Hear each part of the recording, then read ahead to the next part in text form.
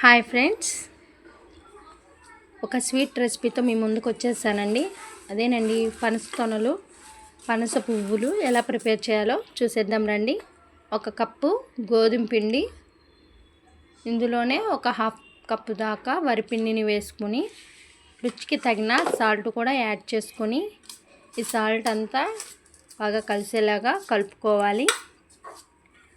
ఇలా కలిసిపోయినాక కొద్దిగా నెయ్యిని కానీ నూనెని కానీ వేసుకొని ఇది కూడా పిండిలో కలిసేలాగా చక్కగా కలుపుకొని కొద్దిగా వాటర్ వేసుకుంటూ పిండి ముద్దలాగా చేసుకోవాలి. ఇందులో ఎక్కువ వాటర్ వేసుకోకూడదండి, వేసుకుంటే మనకి చపాతీలు అనేవి రావు. మనం నిదానంగా చూసుకొని కొద్దిగా వాటర్ పోసుకుంటూ ఇలా పిండి ముద్దలా వచ్చేలాగా ప్రిపేర్ చేసుకోవాలి. ఇది చపాతీ పిండికి మనం ఏ విధంగా అయితే పిండిని ప్రిపేర్ చేసుకుంటామో సేమ్ అదే విధంగా ఈ పిండిని మనం కలుపుకోవాలి. ఇలా కలుపుకున్న పిండి మీద కొద్దిగా నూనెని కానీ నెయ్యిని కానీ రాసి పక్కన పెట్టేసుకుందాం. ఒక కుంది బెల్లాన్ని తీసుకొని దంచి మెత్తగా చేసుకున్నాక 1/4 కప్పు బెల్లాన్ని ఒక గిన్నెలోకి తీసుకొని ఇందులోనే ఒక హాఫ్ కప్పు వాటర్ పోసుకొని నానబెట్టేసుకొని పక్కన పెట్టేసుకున్నాం.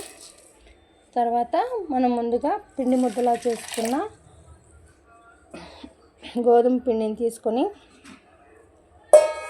మరలా ప్రెస్ చేసి బాగా కలుపుకొని చిన్న బాల్స్ లాగా చేసుకోవాలి. ఇవి పెద్దగా చేసుకుంటే మనకి ఈ పువ్వులు అనేవి పెద్దగా అవుతాయి. అందుకని నేను మీడియం సైజులో ఈ చపాతీ ముద్దలను తీసుకొని చపాతీలాగా ప్రెస్ చేసుకుంటున్నాను. ఈ చపాతీలు చేసేటప్పుడు చపాతీలు కనుక రాకపోయినట్టే మీరు కొద్దిగా పిండినైనా వేసుకొని పైన పొడిలాగా చల్లుకొని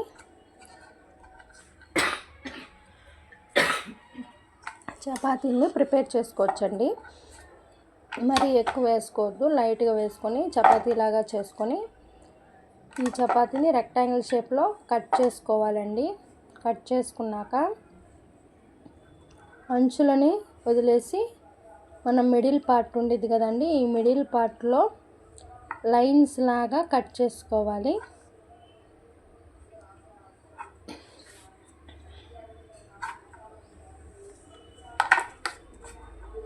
లైన్స్ లాగా కట్ చేసుకున్నాక ఒకవైపు నుంచి మడత పెట్టుకుంటూ రావాలి. ఇలా మడత పెట్టేటప్పుడు మనం అంచుల్ని కొద్దిగా ప్రెస్ చేస్తే ఇవి విడిపోకుండా ఉంటాయి. అందుకోసం నేను నిదానంగా మడతేసుకుంటూ అంచులని కొద్దిగా ప్రెస్ చేసుకుంటూ మడతేసుకుంటూ వస్తున్నాను. మీరు కూడా ఇదే విధంగా ఈ అంచుల్ని ప్రెస్ చేసుకుంటూ మడతేసుకుంటూ రండి. ఈ ఎక్స్ట్రాగా అనిపించింది కదండి, ఇక్కడ కొంచెం ఎక్స్ట్రాగా అనిపిస్తుంది పిండి. ఈ పిండిని మనం కట్ చేసుకోవచ్చు, లేకుంటే ఎలాగైనా ఉంచేసుకోవచ్చు. ఇదిగోండి, ఈ విధంగా ప్రిపేర్ చేసుకోవాలి. మిగతా పిండిని కూడా ఇదే విధంగా ప్రిపేర్ చేసుకుందాం. ఎప్పుడు గోధుమ పిండితో రొటీన్గా చపాతీలు పూరీలు తిని బోర్ కొట్టినప్పుడు మీరు కూడా గోధుమ పిండితో ఇలా పనస పువ్వులను ట్రై చేయండి, చాలా బాగుంటాయి. ఇందులో మనం గోధుమ పిండి బెల్లాన్ని వాడుతున్నాం కాబట్టి హెల్దీ కూడా అండి. ఇవి తీయగా ఉండటం వల్ల పిల్లలు కూడా ఇష్టంగా తింటారు. ఇలా పువ్వుల్లాగా తయారు చేసుకున్నాక ఒక బాండీ తీసుకొని అందులో డీప్ ఫ్రైకి సరిపడిన ఆయిల్ పోసేసుకుందాం.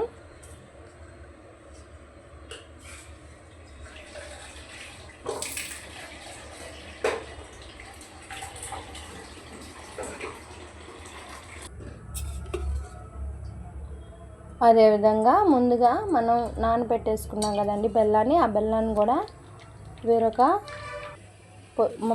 పొయ్యి మీద కరిగేంత వరకు మంట పెట్టుకుందాం. కరిగించేసుకున్నామండి. అటు బెల్లము కరిగిపోతుంది, ఇటు మనకి ఈ పువ్వులు అనేవి కూడా ఫ్రై అయిపోతాయండి. ముందుగా ప్రిపేర్ చేసుకునే ఈ పువ్వులను కూడా ఆయిల్లో వేసుకొని ఫ్రై చేసుకోవాలి. మంటని లో ఫ్లేమ్లో మాత్రమే పెట్టుకోవాలి. హై ఫ్లేమ్లో పెట్టుకుంటే ఈ పువ్వులు అనేవి మాడిపోతాయి.